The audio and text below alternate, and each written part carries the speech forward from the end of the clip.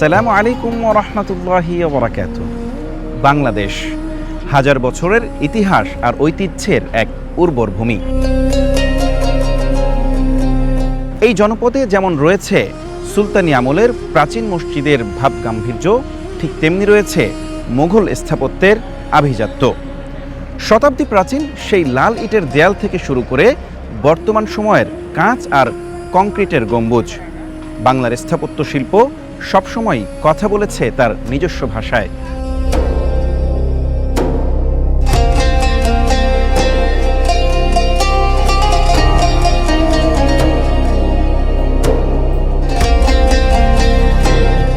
রাজধানীর মাদানী এভিনিউ ব্যস্ত রাস্তার পাশে হুট করেই থমকে দাঁড়াতে হয় এক অলৌকিক সৌন্দর্যের সামনে। প্রথম দর্শনে মনে হতে পারে মরুভূমির পুণ্যভূমি মক্কা যেন নেমে এসেছে ঢাকার বুকে। পবিত্র কাবার আদলে নির্মিত এই স্থাপত্য শৈলী কেবল একটি ইবাদতখানা নয়, বরং আধুনিক নির্মাণ শৈলী আর আধ্যাত্মিকতার এক মেলবন্ধন।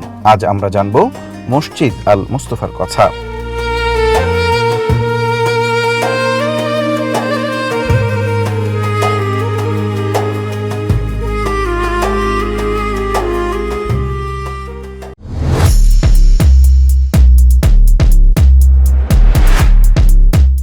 কালের বিবর্তনে সেই ঐতিহ্যের ধারায় যুক্ত হচ্ছে নতুন নতুন মাত্রা।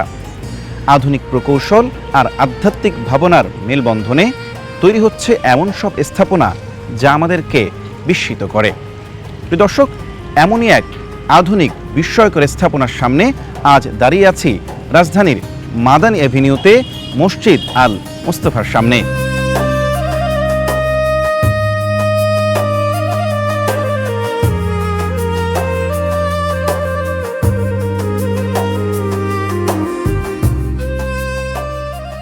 এ মসজিদের অন্যতম আকর্ষণ হলো এর সম্মুখ ভাগ।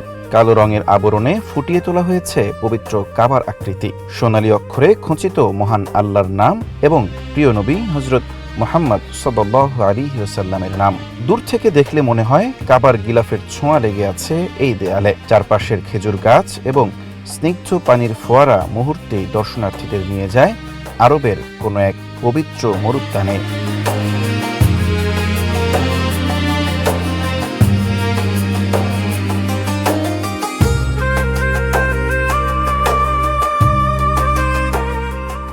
প্রিয় দর্শক, মসজিদ আল মুস্তফার ভিতরে আসলে আপনি এক অদ্ভুত প্রশান্তি অনুভব করবেন।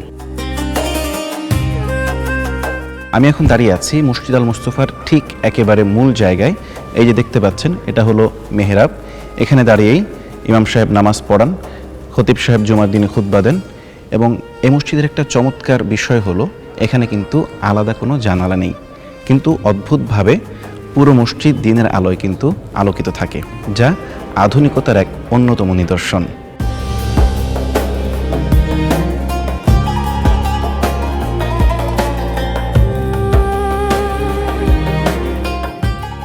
মসজিদের ভেতরে প্রবেশ করলেই দেখা যায় প্রশস্ত নামাজের কাতার, চীন থেকে আনা বিশেষ কার্পেটে ঢাকা মেঝে।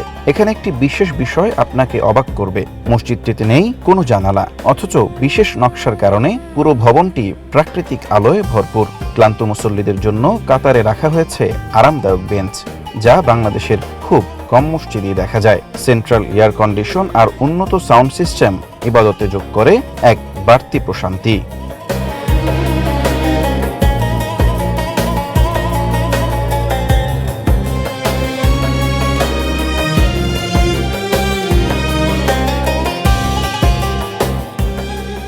মসজিদ আল মুস্তফার অন্যতম বিশেষ একটা বৈশিষ্ট্য হলো এই বেঞ্চগুলো।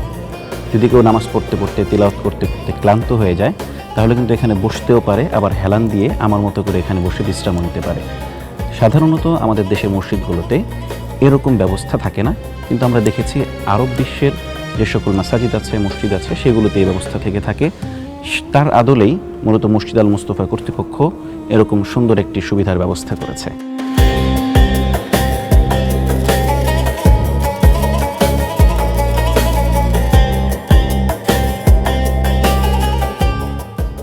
মসজিদ আল মুস্তফার একটি বিশেষ বৈশিষ্ট্য হলো এখানকার প্রতিটি ফ্লোর এমনভাবে তৈরি যে কোনো তলা থেকেই ইমাম ও খতিবকে সরাসরি দেখা যায়। এখানে রয়েছে অত্যাধুনিক পাখা, যা দৃষ্টিনন্দন এবং মুহূর্তেই দর্শককে মুগ্ধ করবে। পুরুষ ও নারী মিলিয়ে একসাথে প্রায় 11,000 মানুষ এখানে নামাজ আদায় করতে পারেন। নিচে রয়েছে সুবিশাল পার্কিং, যেখানে অনায়াসেই রাখা যাবে 100-র উপরে গাড়ি।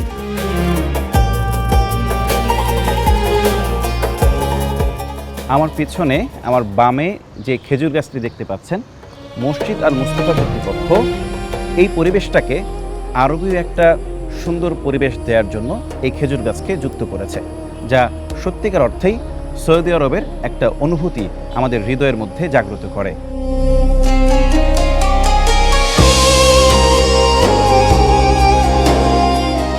দর্শক, আমার পিছনে যে কালো নকশাটি দেখতে পাচ্ছেন, এটি মূলত পবিত্র কাবা শরীফের গিলাফের আদলে তৈরি করা, যা মসজিদ আল মুস্তাফার নান্দনিকতাকে আরো বেশি ফুটিয়ে তুলেছে এবং মানুষের কাছে গ্রহণযোগ্যতার ক্ষেত্রেও এটি অনেক বেশি ভূমিকা পালন করেছে।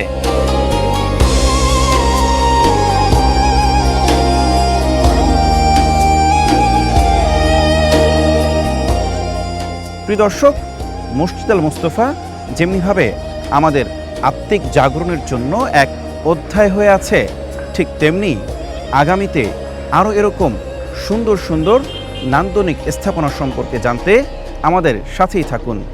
আজকের মতো এখানেই বিদায় নিচ্ছি। ভালো থাকুন, সুস্থ থাকুন। আসসালামু আলাইকুম ওয়া রাহমাতুল্লাহি ওয়া বারাকাতুহু।